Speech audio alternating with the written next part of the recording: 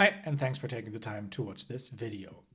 As you might have noticed from the channel logo, I'm also a Brood aficionado, primarily Levia, but I'm also dabbing a little bit into some of the other Broods.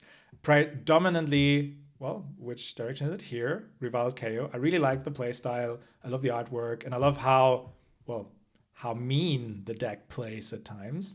And so I've been testing it a little bit, and was very happy to see that in France, Puzi won a pro quest with Rival KO and shared his list. And so that's what I've been testing the last couple of days a little bit, and it's actually a lot of fun. And yeah, this time we look into a KO mirror, but it's me on Reviled KO and then my opponent on OG KO. Let's dive in. Cool. So I wasn't really sure what I should do in terms of sideboarding, but my opponent had to go first here and starts off quite strong with a Blood Rush. Obviously, 4-card Blood Rush, not as strong as a 5-card Blood Rush. At least that's my perspective as a Levia player, but I mean, KO has one arm less, and so actually might make sense to do this here. Because of the Blood Rush and them pitching into the arms, they come in for 6. So I block with the Steal Victory and the Offensive Behavior to steal the Might. So already, yeah, kind of like one value here. And now they come in with the Bear Fangs. I have 6 block left, so I block this.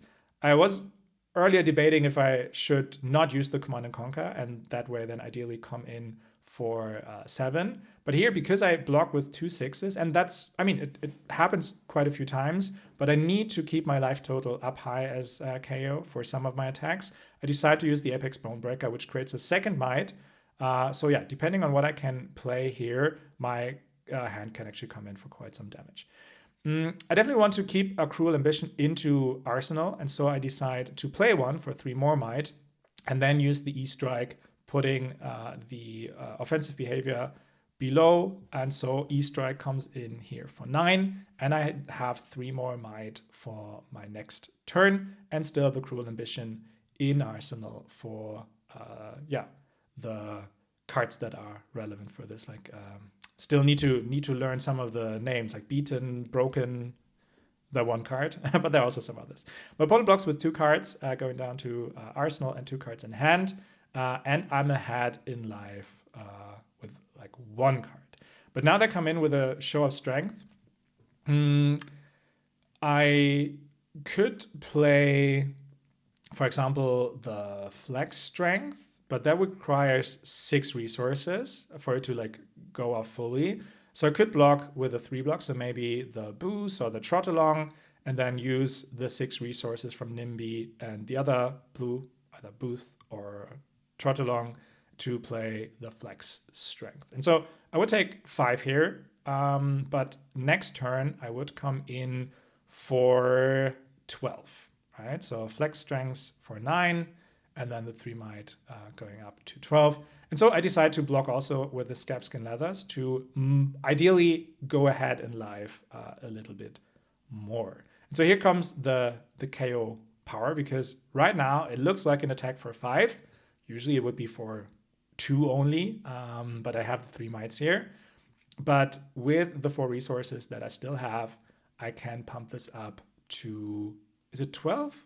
Yeah, 12, right? It gets +3 if it gets to 6, and it gets +4. So it should get, no, it should go up to 11. 12. We'll see. I'm bad at math, it seems.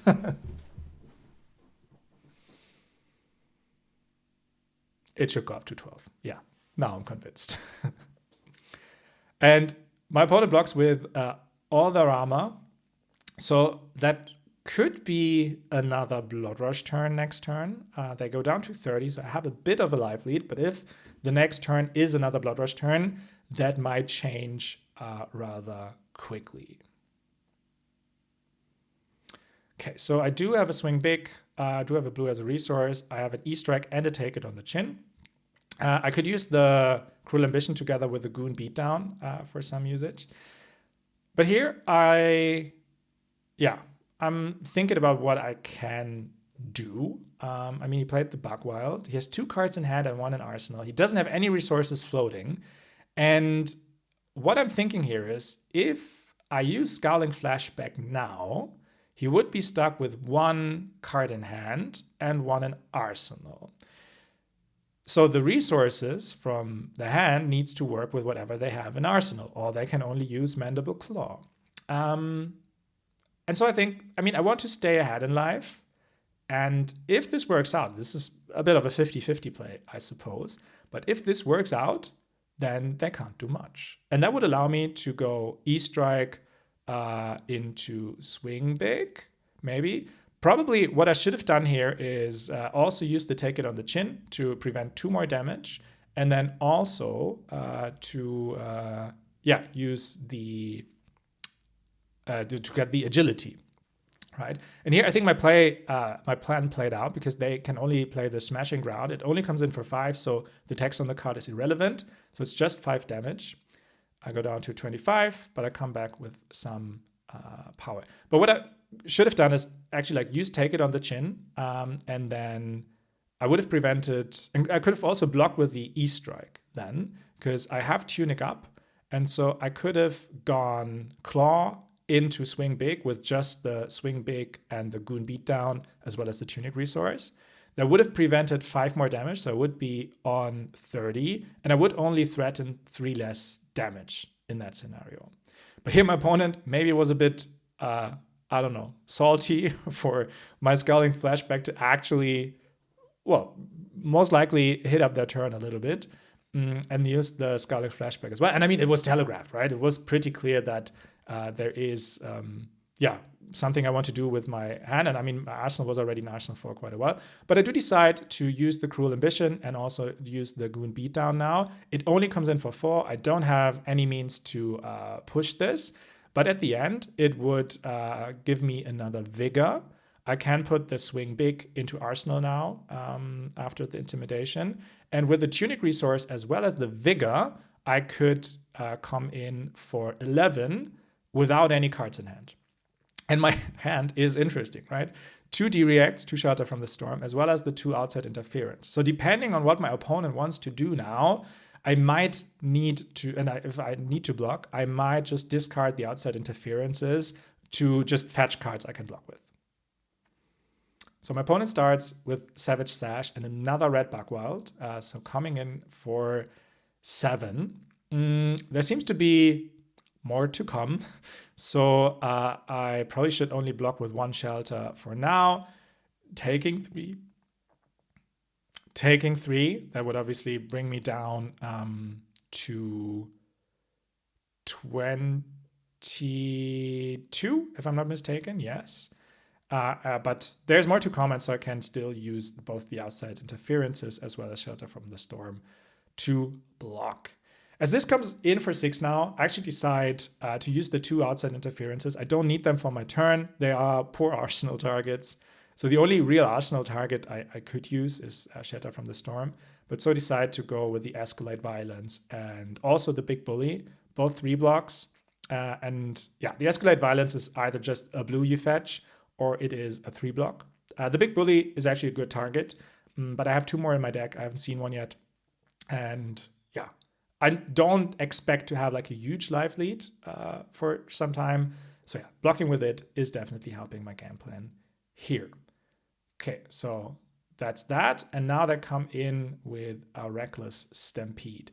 And so I decide to not use the Shelter here because I don't want the Clash to be acting. Yes, there's a good chance I at least can contest them, but I do run significantly less 6s than my opponent. And so it's a good arsenal target to use at another turn and to actually, for it to block 4 and not only 3. So now Tunic Resource and Vigor coming in with the Swing Big for 11 due to the Mites. Opponent blocks for 3, or the run Rockhold. So going down to 15 as well, and I can put the Shelter into arsenal. My next hand would actually be kind of sick if I would have any means of go again. Could come in for Show of Strength into Show of Strength. But they play a Challenge the Alpha, and that obviously has an on-hit when it comes to Brutes. And I don't want to discard a card. And so I'm thinking, okay, what can I block here. I block with Show of Strength as well as the Scabskins and the Apex Bonebreaker. That allows me to then use the Shelter to cover everything, and I get a Might. And then I can use one of the blues to play the Show of Strength. I mean, Show of Strength into another brute, not ideal because they can easily reduce Show of Strength, but he would need to block, which is not always in Kayo's favor. And then I can decide to, arsenal one of the blues. Probably I take the Overcrowded because I can still block with it from my arsenal and then pitch the Goon Beatdown. My opponent discards an Agile Windup, so creates 2 tokens here, actually. Unfortunately, they're not going to be in existence anymore when it goes into my turn. So right now, Overcrowded only blocks for 2.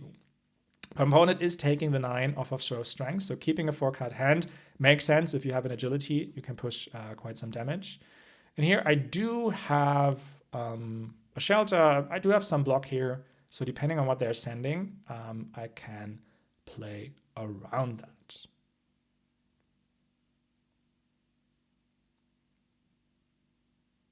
So here, debating on how I should block. I probably need to block for 8.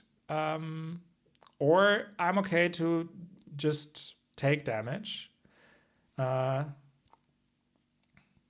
probably should only block with the Overcrowded, and I think I revert this back in a moment to not overblock this. But I mean, at the end, it's if my arsenal is empty, which I can do with Overcrowded, it's just damage. And so I decided, no, this doesn't make sense. Like, it makes much more sense if I keep something in hand here and just take some damage. So block with the Overcrowded, blocking 2, taking 5, going down to 10.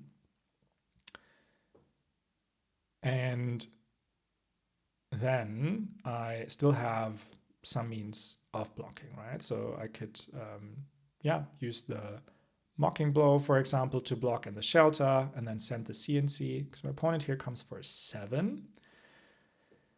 Of course, I can also always just hope I roll something good with the Scabbies, but yeah, hope is not a strategy, but I do decide to keep more cards here. And so what I do is, I block with the Shatter from the Storm. I take 3, go down to 7, and then I'll probably send the Command and Conquer, arsenaling the Mocking Blow. Or no, even better. I play the Mocking Blow, and then I have 4 resources floating. Doesn't seem like very efficient, right? I could have saved 3 more life, but Mocking Blow, first of all, creates me the Vigor, and next turn I'm on Tunic, so I do have 2 resources, which is enough for most of my cards in my deck. And I can, by pitching into Kayo, bring this up to 10. And if they don't block more than this, I have won. And they don't have anything. They really tried to keep the Blood Rush that they had in hand, not thinking that I would have enough resources, maybe. I don't know, or they weren't too sure about the ability of Reviled KO. But this was a very interesting game. And look at the value, average value per turn, 17.67.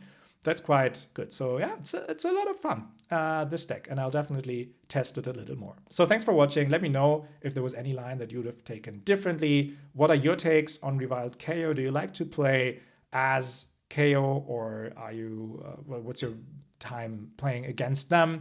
Let me know in the comments, and I'm looking forward to see you in the next video. Thanks and take care.